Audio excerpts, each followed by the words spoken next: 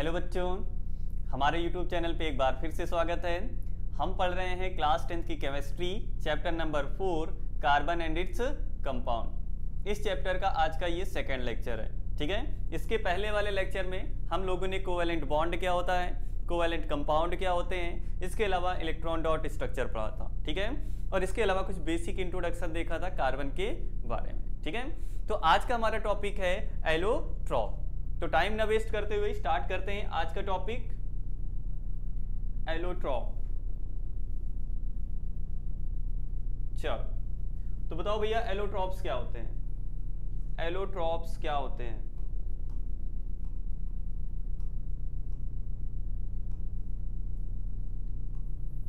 Allotrope तो एक ही element के जो अलग अलग फॉर्म होते हैं, मतलब एक ही एलिमेंट है वो अलग अलग फॉर्म में जब एग्जिस्ट करेगा। ठीक है, तो ये जो अलग अलग फॉर्म्स होंगे इनके ये कहलाएंगे एलोट्रॉप्स। क्या कहलाएंगे? एलोट्रॉप्स। तो देखो जरा, the different form of an element. ठीक है, एक एलिमेंट के अलग अलग फॉर्म, different form of an element is known as allotrope. ठीक है, एक ही एलिमेंट है उसके जो अलग अलग ग्रुप होते हैं उसी को हम एलोट्रॉप्स बोलते हैं। क्या बोलते हैं? एलोट्रॉप्स। ठीक है, देखो जरा, जैसे जैसे कार्बन है। ठीक है, कार्बन से ही बना होता है डायमंड, कार्बन से ही बना होता है ग्रेफाइट,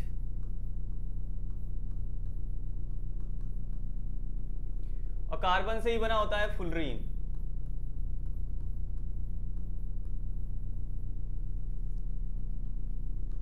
ठीक है, डायमंड हो चाहे ग्रेफाइट हो चाहे फुलरीन हो, ये तीनों बने किसके हैं? कार्बन के। तो ये तीनों हुए क्या? ये तीनों क्या हैं? एलोट्रॉप्स हैं। क्या हैं? एलोट्रॉप्स। किसके? कार्बन के। Allotropes of carbon. ठीक है, मतलब कहने का एलोट्रॉप जो होंगे, एलोट्रॉप्स के अंदर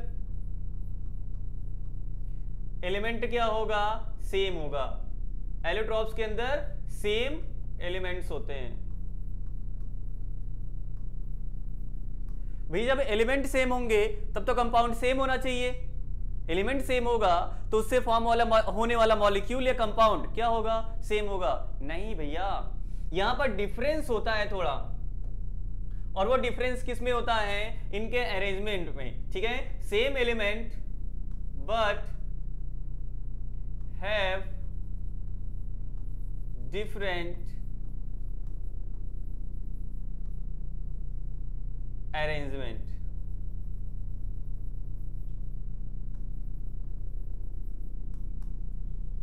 ठीक है, अब एलिमेंट सेम होगा, एलिमेंट सेम होगा तो उसकी वैलेंसी सेम होगी। अगर वैलेंसी सेम होगी तो उसकी केमिकल प्रॉपर्टीज क्या होगी? सेम होगी। तो एलोट्रॉप्स में क्या होता है? हैव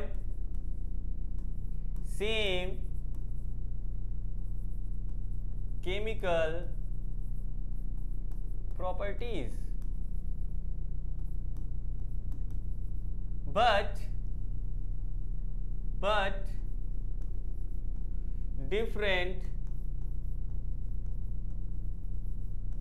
but different physical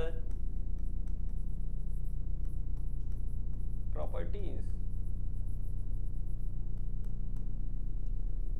ठीक है, तो एलिमेंट सेम होगा तो केमिकल प्रॉपर्टी क्या होगी? सेम होगी, क्योंकि उसकी वैलेंसी सेम होगी। ठीक है, और वैलेंसी ही डिसाइड करती है कि केमिकल प्रॉपर्टीज कैसे होने वाली है। ठीक है, तो केमिकल प्रॉपर्टीज सेम होगी क्योंकि वहां पे एलिमेंट सेम है, बट यहाँ पे जो फिजिकल प्रॉपर्टीज हैं ये क्या होने वाली हैं? डिफरेंट होने वाली हैं। किसकी? एलोट्रॉप्स की। किसकी भैया? एलोट्रॉप्स की। ठीक है,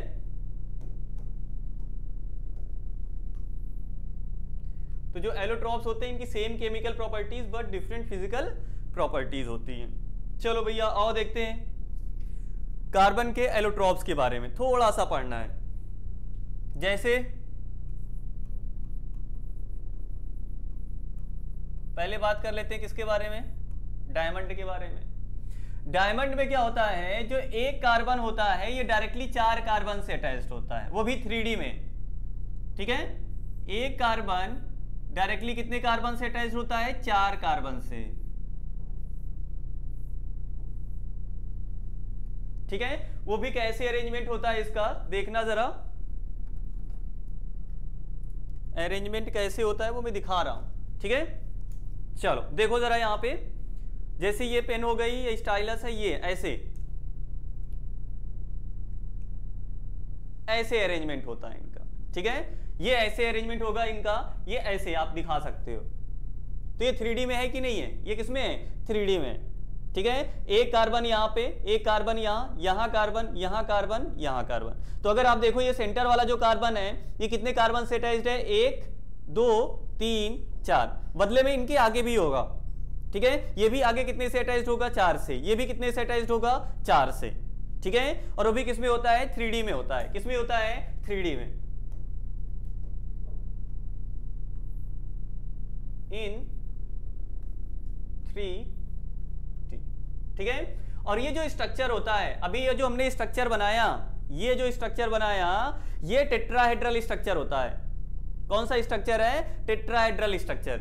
ये हम आपको पढ़ाएंगे क्लास 11th में। ठीक है, चैप्टर नंबर 4 है केमिकल बॉन्डिंग। ठीक है, तो वहां पे ये स्ट्रक्चर पढ़ाया जाता है। तो ये स्ट्रक्चर जो होता है ये टेट्राहेड्रल होता है। कैसा स्ट्रक्चर होता है, टेट्राहेड्रल। ठीक है, चलो देखो, तो यहां पर ये जो कार्बन होगा, या बोलो यहाँ पे जो अरेंजमेंट होगा, इसका जो शेप आएगा वो कैसा आएगा, टेट्राहेड्रल आएगा। बात समझ में आई। ठीक है, क्या यहाँ पे कोई फ्री इलेक्ट्रॉन होगा, क्या कोई फ्री इलेक्ट्रॉन नहीं होगा। तो क्या इलेक्ट्रिसिटी का कंडक्शन करेगा, क्या इलेक्ट्रिसिटी का कंडक्शन नहीं करेगा। ठीक है, चलो इसके अलावा हम मेटल और नॉन मेटल में पढ़ चुके हैं कि जो डायमंड होता है ये हार्डेस्ट नेचुरल सब्सटेंस होता है, हार्डेस्ट नेचुरल सब्सटेंस। इतनी बात समझ में आई। चलो इसके अलावा अगर हम बात करें डायमंड की, तो इनकी मेल्टिंग पॉइंट क्या होगी, हाई होगी, है हाई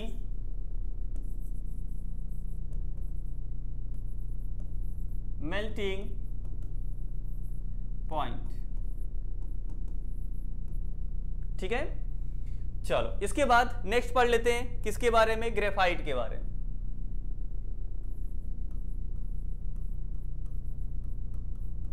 नेक्स्ट क्या है, ग्रेफाइट। ग्रेफाइट में एक कार्बन डायरेक्टली कितने कार्बन से अटैच होता है, ग्रेफाइट में एक कार्बन डायरेक्टली 3 कार्बन से अटैच होता है। ठीक है, वो भी किस तरीके से, ये देखना जरा, कुछ इस तरीके से ये रिंग स्ट्रक्चर फॉर्म करता है।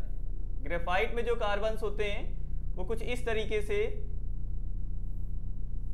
रिंग स्ट्रक्चर में होते हैं।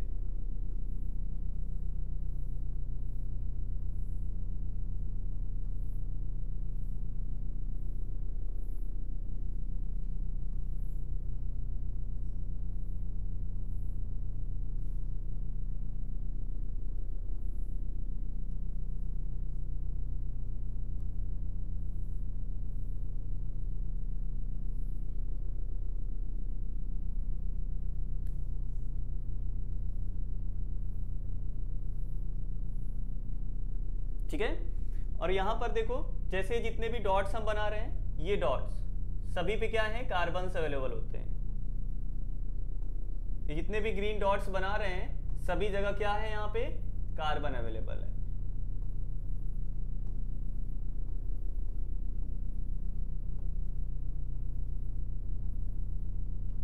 बस इतने बना दे रहा हूं, बाकी आप समझ जाना। सभी यहाँ पे जितने जहां से ये मुड़ाव है वहीं पे क्या है, कार्बन्स अवेलेबल है। ठीक है, तो अगर यहाँ पे देखो ये वाले को, तो ये कार्बन को देखो तो 1 2 3 से अटैच्ड है। इसको देखो 1 2 3। तो वैसे यहाँ पे जितने भी कार्बन हैं वो डायरेक्टली कितने कार्बन से अटैच्ड होते हैं, 3 कार्बन से। ठीक है, और एक इलेक्ट्रॉन जो होता है वो डबल बॉन्ड के साथ रहता है। किसके साथ रहता है? एक डबल बॉन्ड के साथ रहता है। ठीक है, अब इसके अलावा यहां पे होगा क्या, जैसे अगर ये देखो तो हेक्सागोनल रिंग्स हैं, हेक्सागन हेक्सागन हेक्सागन हेक्सागन। ठीक है, तो ये हेक्सागोनल रिंग्स जो होती हैं एक लेयर स्ट्रक्चर फॉर्म करती हैं। कैसा स्ट्रक्चर फॉर्म करती है? लेयर। जैसे ये कि एक लेयर हो गई, ये इसके ऊपर एक दूसरी लेयर होगी, उसके ऊपर एक तीसरी, चौथी, पांचवी, छठी, ऐसे लेयर्ड स्ट्रक्चर होता है। ठीक है, तो ग्रेफाइट में एक कार्बन डायरेक्टली कितने कार्बन से? 3 कार्बन से अटैच होता है, वो एक रिंग स्ट्रक्चर फॉर्म करता है। ठीक है, और ये जो रिंग्स होती है एक लेयर फॉर्म करती हैं। ठीक है, और ये लेयर बाय लेयर एक दूसरे से क्या रहती हैं? अटैच रहती हैं। और यहां पर एक डबल बॉन्ड भी पाया जाता है, और एक इलेक्ट्रॉन यहां पे फ्री होता है क्या करने के लिए? पूरे रिंग में मूव करने के लिए, या बोलो कि पूरे लेयर में मूव करने के लिए, जिसके कारण जो ग्रेफाइट है ये इलेक्ट्रिसिटी का कंडक्शन करता है। ठीक है, चलो इसके अलावा ग्रेफाइट के बारे में थोड़ी बहुत प्रॉपर्टीज, जैसे ग्रेफाइट जो होता है स्मूथ होता है और स्लिपरी होता है, और क्या ये गुड कंडक्टर होता है, किसका? इलेक्ट्रिसिटी का।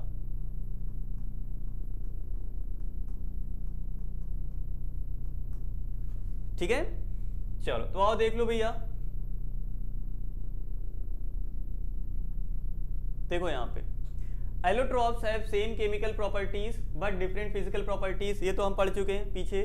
ठीक है, फिर कार्बन हैज 3 एलोट्रॉप। ठीक है, कार्बन के कितने एलोट्रॉप्स? 3। कौन कौन से?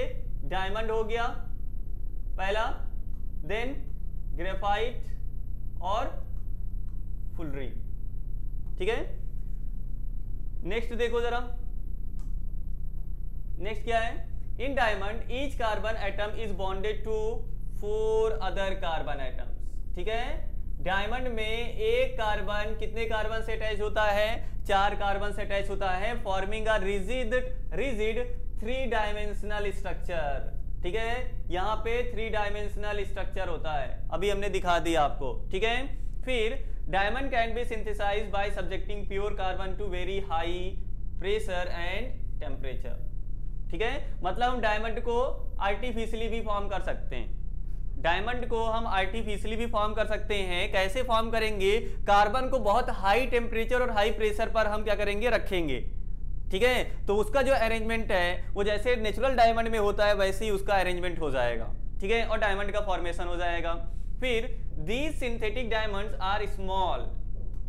ये जो सिंथेटिक डायमंड्स होते हैं ये कैसे होते हैं? स्मॉल होते हैं। ठीक है, but are otherwise indistinguishable from natural diamond. ठीक है, नेचुरल डायमंड और जो सिंथेटिक डायमंड होते हैं, आर्टिफिशियल जो डायमंड होते हैं, इनमें केवल किसका डिफरेंस होता है? साइज का डिफरेंस होता है। किसका डिफरेंस होता है? साइज का। अदरवाइज आप उसमें डिफरेंस नहीं कर सकते हो। ठीक, चलो नेक्स्ट, जैसे यहां पे आप देखो स्ट्रक्चर अगर देखो तो ये डायमंड का है, ये हो गया ग्रेफाइट का, और ये हो गया किसका? फुलरीन का। ठीक है, और कौन सा फुलरीन है? ये बकमिस्टर फुलरीन। कौन सा? बकमिस्टर फुलरीन, जिसमें 60 कार्बन पाए जाते हैं। कितने कार्बन पाए जाते हैं? 60। ठीक है, आगे देखो जरा।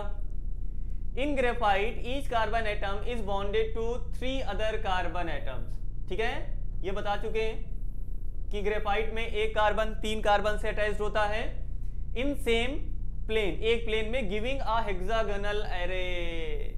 ठीक है, हेक्सागोनल वहां पे साइड्स आती हैं। ठीक है, one of these bond is a double bond, और इसमें से एक बॉन्ड कैसा होगा? Double bond, and thus valency of carbon is satisfied. ये तो हो गया। फिर graphite structure is formed by hexagonal array being placed in layer one above the other. ठीक है, अभी जो हमने बनाया था उसके ऊपर एक लेयर हो गई, दूसरी लेयर, तीसरी लेयर, चौथी लेयर, पांचवी लेयर, और इन लेयर में एक इलेक्ट्रॉन क्या करता है, या जो इलेक्ट्रॉन्स होते हैं वो मूव करते हैं। ठीक है, फिर diamond is the hardest substance known while graphite is smooth and slippery. ये हो चुका है, पीछे करके आ रहे हैं कि डायमंड जो होता है हार्डेस्ट है, जबकि जो ग्रेफाइट है स्मूथ और स्लिपरी होता है। ठीक है, फिर इसके अलावा graphite is also a very good conductor of electricity. ये हो चुका है। अब फुलरीन के बारे में, ठीक है, फुलरीन के बारे में ज्यादा नहीं बताना है यहाँ पे। ठीक है, तो fullerene forms another class of allotrope. ठीक है, the first one to be identified was C60।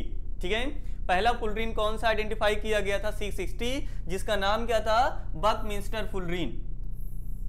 क्या नाम था, बकमिंस्टर फुलरीन। ठीक है, जिसमें जो कार्बन्स होते हैं उनका अरेंजमेंट एक फुटबॉल लाइक स्ट्रक्चर में होता है। ठीक है, तो यार ये खत्म होता है हमारा एलोट्रॉपिक टॉपिक। ठीक है, एलोट्रॉप खत्म होता है। ठीक है, नेक्स्ट है वर्सेटाइल नेचर ऑफ कार्बन। ठीक है, यहां से क्वेश्चन आने के चांसेस ज्यादा होते हैं। एलोट्रॉप से ज्यादा अच्छा टॉपिक नहीं है अगर बात करें एलोट्रॉप की। ठीक है, ये अच्छा टॉपिक है, यहां से क्वेश्चन आने के चांसेस ज्यादा होते हैं। ठीक है, तो नेक्स्ट बात करते हैं वर्सेटाइल नेचर ऑफ किसका, कार्बन का। ठीक है, मतलब वर्सेटाइल का मतलब क्या होता है, जो सभी जगह प्रेजेंट हो। वर्सेटाइल का मतलब होता है प्रेजेंट एवरीवेयर। वर्सेटाइल का मतलब प्रेजेंट एवरीवेयर।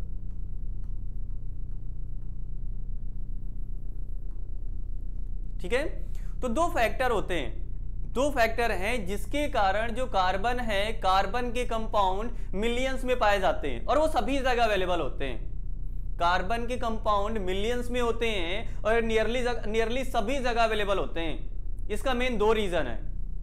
मेन कितने रीजन है, दो रीजन। पहला, कार्बन के अंदर हाईएस्ट कैटिनेशन पावर होती है। कार्बन के अंदर हाईएस्ट कैटिनेशन पावर होती पूरे पीरियोडिक टेबल में। प्रेजेंट टाइम में 118 एलिमेंट जो डिस्कवर्ड हैं उनमें सबसे ज्यादा कैटिनेशन पावर कार्बन के पास होती है और कोई दूसरा एलिमेंट कार्बन के आसपास भी नहीं भटकता है। जितनी कैटिनेशन पावर कार्बन के अंदर होती है किसी दूसरे एलिमेंट के आसपास भी उसके नहीं होती है। ठीक है, पहली प्रॉपर्टी तो हो गई इसकी कैटिनेशन पावर। दूसरा, इसकी टेट्रा वैलेंसी। ठीक है, कैटिनेशन पावर और टेट्रा वैलेंसी के कारण जो कार्बन है इसके कंपाउंड मिलियंस में नेचर में प्रेजेंट हैं और नियरली सभी जगह ये प्रेजेंट होता है, मतलब ये वर्सेटाइल नेचर का होता है। ठीक है, तो भैया कैटिनेशन अब क्या होता है। ठीक है, तो ये तो प्रॉपर्टी हो गया। दो factor notice in the case of carbon, वो भी कौन सा, आर। पहला कैटिनेशन और दूसरा टेट्रा वैलेंसी।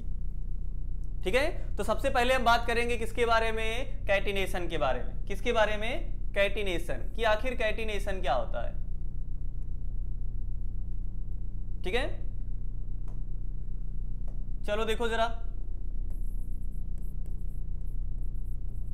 कैटिनेशन एकदम शॉर्ट में बोले तो, एकदम शॉर्ट में बोले तो self linking property, self linking property of an element is known as catenation।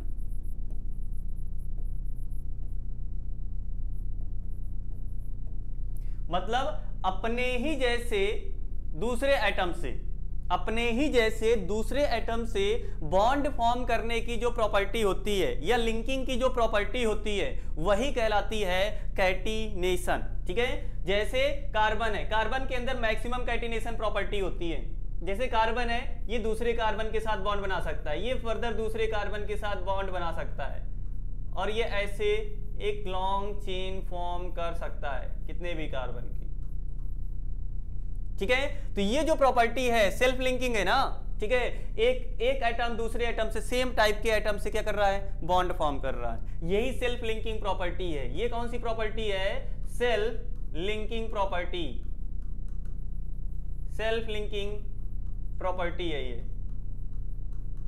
और इसी को क्या बोला जाता है, कैटिनेशन। इसी को क्या बोलते हैं, कैटिनेशन। और ये मैक्सिमम किसके अंदर होती है, मैक्सिमम इन कार्बन। बात समझ में आई। ठीक है, चलो तो देखो जरा, carbon has maximum catenation power.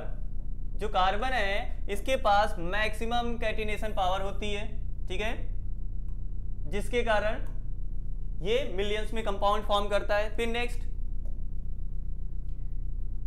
Carbon, क्या बोला गया, कार्बन कंपाउंड में have long chain of carbon, branch chain हो सकती है कार्बन की, और even carbon atoms arranged in rings, ठीक है। मतलब देखो यहां पर हमने क्या किया, एक लॉन्ग चेन फॉर्म किया, ठीक है। इसके अलावा जो कार्बन है वो ब्रांचिंग में भी हो सकता है, ब्रांच भी फॉर्म कर सकता है कुछ ऐसे,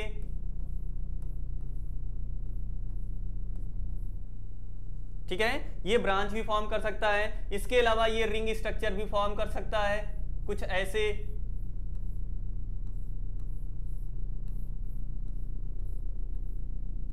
ये बेंजीन का स्ट्रक्चर है जो हम आगे देखेंगे। ये साइक्लोहेक्सेन है, साइक्लोहेक्सेन, ठीक है। तो यहां पर अगर देखो तो यहां पर अगर पता हो तो carbon carbon carbon carbon carbon, सभी जगह यहां पे कार्बन अवेलेबल है, ठीक है। तो यहां पर अगर देखो तो ये स्ट्रेट चेन में भी आ रहा है, ठीक है, स्ट्रेट चेन भी फॉर्म कर रहा है कार्बन जो है। इसके अलावा ये ब्रांच्ड भी फॉर्म कर रहा है, ये ब्रांच्ड हो गई, और ये रिंग स्ट्रक्चर भी फॉर्म कर रहा है, ये रिंग स्ट्रक्चर हो गया, ठीक है, ये ब्रांच्ड स्ट्रक्चर हो गया, ये कैसा स्ट्रक्चर हो गया, ब्रांच स्ट्रक्चर, ठीक है। और ये क्या हो गया, लॉन्ग चेन हो गई, ठीक है। तो देखो जरा, कार्बन कंपाउंड्स में है long chain of carbon, branch chain of carbon, और even carbon atoms arranged in rings, ठीक। फिर next silicon forms compound with hydrogen which have a chain of up to 7 और 8 atoms, but these have compounds, these compounds are very reactive, ठीक है। मतलब अगर हम बात करें कैटिनेशन की तो कार्बन के बाद कौन सा आ जाएगा आपका, सिलिकॉन वगैरह आ जाएगा। सिलिकॉन किससे, 7 या 7 या 8 मॉलिक्यूल से। यहां पर चेन कितने मॉलिक्यूल की हो सकती है, कितने एटम्स की हो सकती है, 7 या 8 एटम की, ठीक है। इसके अलावा नेक्स्ट सल्फर भी होता है, कौन होता है, सल्फर भी।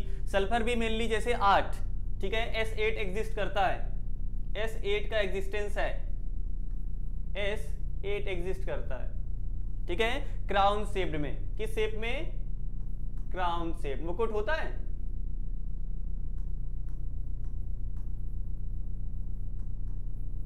लेकिन इसका स्ट्रक्चर हमारे यहां है नहीं, तो हम उसकी बात नहीं करेंगे। तो देखो जरा नेक्स्ट, तो ये पॉइंट भी हो गया। नेक्स्ट है टेट्रावैलेंसी। नेक्स्ट क्या है, टेट्रावैलेंसी। टेट्रावैलेंसी मतलब क्या कहने का, जो कार्बन है इसकी वैलेंसी कितनी होती है, 4 होती है। मतलब एक कार्बन 4 बॉन्ड बना सकता है, ठीक है। अब वो 4 बॉन्ड या तो कार्बन के साथ बनाएगा या तो किसी दूसरे एलिमेंट के साथ भी वो 4 बॉन्ड बना सकता है, ठीक है। जैसे देखो ये कार्बन है, ये हाइड्रोजन के साथ भी बॉन्ड बना सकता है, ऐसे 4 बॉन्ड, ठीक है। ये जो कार्बन है ये कार्बन के साथ भी डायरेक्टली 4 बॉन्ड बना सकता है। इसके अलावा ये जो कार्बन है ये ऑक्सीजन के साथ भी बॉन्ड बना सकता है, ठीक है। इसके अलावा जो कार्बन है ये ऑक्सीजन के साथ डबल बॉन्ड में भी हो सकता है और ये ऑक्सीजन के साथ सिंगल बॉन्ड में भी हो सकता है। इसके अलावा जो कार्बन है ये नाइट्रोजन के साथ भी बॉन्ड बना सकता है। बात समझ में आई, वो भी कितने बॉन्ड, टोटल 4 बॉन्ड बना सकता है, ठीक है। तो देखो since carbon has a valency of 4 it is capable of bonding with 4 other atoms, ठीक है, of carbon और atoms of some other monovalent element, चाहे मोनोवैलेंट हो चाहे डाईवैलेंट हो, मतलब 4 बॉन्ड बना सकता है। वो कितने बॉन्ड बना सकता है, 4 बॉन्ड। अगर मैक्सिमम लिमिट देखा जाए तो वो 4 एटम से जुड़ सकता है। कितने एटम से जुड़ सकता है, मैक्सिमम लिमिट एटम की, तो 4 एटम से वो कंबाइन हो सकता है। कितनी बात समझ में आई, चलो next. Compounds of carbon are formed with oxygen, hydrogen, nitrogen, sulfur, chlorine and many elements giving rise to two compounds with specific properties which depends on the element other than carbon present in the molecule। मतलब जब carbon किसी दूसरे molecule के साथ attached होता है या दूसरे एटम के साथ अटैच्ड होता है तो अलग अलग तरीके के क्या बनते हैं, कंपाउंड बनते हैं। जैसे एल्कोहल है, एल्कोहल में क्या होता है, जैसे CH3 CH2OH, ये एल्कोहल हो गया। अगर यहाँ पे जैसे CH4 अकेले है या CH3 है, ठीक है, ये एल्केन है। CH2 डबल बॉन्ड CH2, ये एल्कीन है। CH ट्रिपल बॉन्ड CH, ये एल्काइन है। इसके अलावा CH3Cl, ये एल्किल हैलाइड है या हेलो एल्केन है। इसके अलावा CH3CHO, ये एल्डिहाइड है। ये ऑर्गेनिक मॉलिक्यूल्स हैं जो बने किसके होते हैं, कार्बन के। किसके, कार्बन के। तो देखो जरा, ये एल्कोहल, ये क्या, हेलो एल्केन,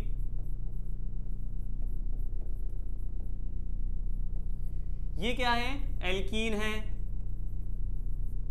ये एल्केन है, ठीक, ये आपका एल्काइन है,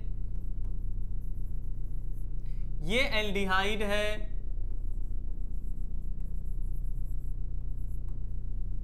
ठीक है। तो जो एटम्स हैं, कार्बन किन एटम से जुड़ा हुआ है, उनकी बॉन्डिंग कैसे है, उसके बेसिस पे वो अलग अलग कंपाउंड का फॉर्मेशन करता है, ठीक है। बॉन्डिंग कैसे है, पहली चीज, और दूसरा वो किस एलिमेंट से जुड़ा हुआ है या किस एटम से जुड़ा हुआ है, इसके बेसिस पे अलग अलग जो कंपाउंड फॉर्म होते हैं उनकी प्रॉपर्टीज अलग अलग होती है। तो देखो जरा फिर से एक बार रीड करो। Compounds of carbon are formed with, ये ऑक्सीजन के साथ कंपाउंड फॉर्म करता है, हाइड्रोजन के साथ भी नाइट्रोजन, सल्फर या क्लोरीन या और भी कई सारे एलिमेंट होते हैं, giving rise to compound with specific properties. तो उससे बनने वाले जो कंपाउंड्स होते हैं उनकी प्रॉपर्टीज क्या होती है, स्पेसिफिक होती है। वो डिपेंड करती है किस एटम के साथ जुड़ा हुआ है और कैसे बॉन्डिंग किया हुआ है, ठीक है। Which depends on the elements, ठीक है, other than carbon present in the molecule. तो उनकी जो स्पेसिफिक प्रॉपर्टीज होगी वो डिपेंड करेगी अदर एलिमेंट पे, कार्बन के अलावा भी, ठीक है। इसके अलावा बॉन्डिंग पे भी डिपेंड करेगी कि सिंगल बॉन्ड है, डबल बॉन्ड है, कैसे वहां पे बॉन्डिंग भी अवेलेबल है, ठीक है। फिर next, the bonds formed by carbon with most of the other element are very strong. Carbon जो बॉन्ड बनाता है, जो कार्बन बॉन्ड बनाता है किसी दूसरे एलिमेंट के साथ, वो स्ट्रॉन्ग बॉन्ड होता है। क्यों? क्योंकि इसका जो साइज होता है, ठीक है, due to small size of carbon. तो जो कार्बन है ये स्ट्रॉन्ग बॉन्ड बनाता है, उसका रीजन है उसका स्मॉल साइज। रीजन क्या है? उसका स्मॉल साइज, ठीक। देखो जरा, one reason for the formation of strong bond by carbon is its small size. एक रीजन उसका क्या है? उसका स्मॉल साइज होना, ठीक है, जिसके कारण उसका जो बॉन्ड होता है वो कैसा होता है? स्ट्रॉन्ग होता है, ठीक है। कैसा बॉन्ड पाया जाता है? स्ट्रॉन्ग बॉन्ड, ठीक। Next, this enables the nucleus to hold on to the shared pair of electrons strongly। Size छोटा होता है जिसके कारण जो शेयर्ड इलेक्ट्रॉन हैं वो टाइटली क्या होते हैं? इससे बॉन्डेड होते हैं, ठीक। Next, the bonds formed by elements having larger atoms are much weaker. अगर एटम बड़ा होता चला जाएगा, ठीक है, तो उससे बनने वाला जो बॉन्ड होगा वो वीक होगा। जैसे एग्जांपल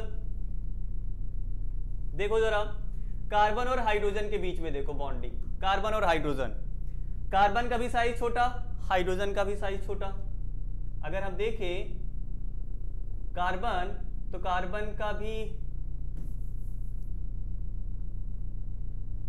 का साइज ऐसे छोटा है, ठीक है, और हाइड्रोजन का देखें तो हाइड्रोजन का साइज क्या है? छोटा है। हाइड्रोजन को इधर बनाते हैं, हाइड्रोजन का साइज इससे भी छोटा है। कार्बन का ये साइज हो गया, हाइड्रोजन का ये साइज हो गया, ठीक है। अब देखो, जब ये बॉन्ड बनाएंगे तो इनके ऑर्बिटल्स ओवरलैप करेंगे, ठीक है। यहां पे ये अपने इलेक्ट्रॉन क्या किए होंगे? शेयर किए होंगे। तो साइज छोटा होगा तो यहां पर न्यूक्लियस है, यहां पर क्या है इनका न्यूक्लियस है, तो ये जो इलेक्ट्रॉन है ये टाइटली बॉन्डेड होंगे किससे, न्यूक्लियस से, ठीक है। और अगर यहीं पर कार्बन का साइज वही हो गया, मान लो क्लोरीन से बॉन्डिंग कर रहा है, किससे, क्लोरीन से, और क्लोरीन का साइज तो इससे बड़ा होता है, कुछ ऐसा साइज। अब इसके साथ जब ये बॉन्डिंग करेगा, अब देखो ये क्लोरीन है, इसका न्यूक्लियस यहां पे है और इसका न्यूक्लियस यहां पे है, एक एक इलेक्ट्रॉन की शेयरिंग हुई है। अब देखो यहां पर साइज बड़ा होने के कारण न्यूक्लियस से इसकी डिस्टेंस क्या हो जाएगी, ज्यादा हो जाएगी, तो अट्रैक्शन क्या हो जाएगा, कम हो जाएगा। अट्रैक्शन कम हो जाएगा तो बॉन्ड वीक पड़ जाएगा। बात समझ में आई, ठीक है। तो जिस कार्बन जिस मॉलिक्यूल से या जिस एटम से बॉन्ड बना रहा है, अगर उसका साइज छोटा है तो उससे बनने वाला जो बॉन्ड होगा वो स्ट्रॉन्ग बॉन्ड होगा, अगर उसका साइज बड़ा है तो उससे बनने वाला जो बॉन्ड होगा वो कैसा होगा, वीक होगा। मतलब यहाँ पे कार्बन और क्लोरीन का ये जो बॉन्ड है ये वीक होगा इन कंपैरिजन टू कार्बन और हाइड्रोजन बॉन्ड, जबकि यहां पर भी एक एक इलेक्ट्रॉन की शेयरिंग हुई है और यहां पर भी एक एक इलेक्ट्रॉन की शेयरिंग हुई है, दोनों जगह एक एक इलेक्ट्रॉन की शेयरिंग है, लेकिन ये स्ट्रॉन्ग होता है, ये स्ट्रॉन्ग होगा, और जबकि इसके कंपैरिजन में ये वाला जो बॉन्ड होगा ये कैसा होगा, वीक होगा। कैसा होगा, वीक। रीजन क्या है, क्योंकि यहाँ पे क्लोरीन का साइज बड़ा है जबकि यहाँ पे हाइड्रोजन का साइज क्या है, छोटा है। इतनी बात समझ में आई। और देखो जरा, तो bond found by elements having larger atom are much weaker, ठीक है, जबकि अगर स्मॉलर होगा तो वो कैसा होगा, स्ट्रॉन्ग बॉन्ड होगा। यहां तक कोई दिक्कत नहीं होनी चाहिए। और नेक्स्ट है सैचुरेटेड कंपाउंड क्या होते हैं और अनसैचुरेटेड कंपाउंड्स क्या होते हैं, ठीक है। तो सैचुरेटेड कंपाउंड और अनसैचुरेटेड कंपाउंड के बारे में हम नेक्स्ट क्लास में पढ़ेंगे, ठीक है। तो आज के क्लास के लिए इतना ही करते हैं, बाकी करेंगे हम नेक्स्ट क्लास में। Thank you.